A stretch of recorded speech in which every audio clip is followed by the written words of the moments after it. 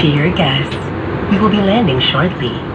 Please return to your seat, put your seat upright, ensure your seatbelt is securely fastened, stow your tray table, and open your window shade.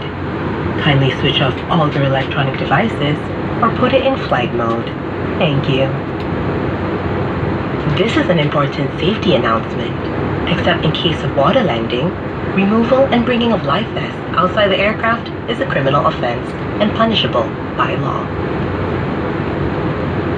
Sa mga mahal naming panauhin, sa loob lamang ng ilang sandali, tayo po ay lalapag na.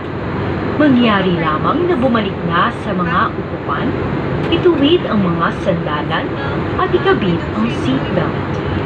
Tiklupin na rin ang mga mesa at buksan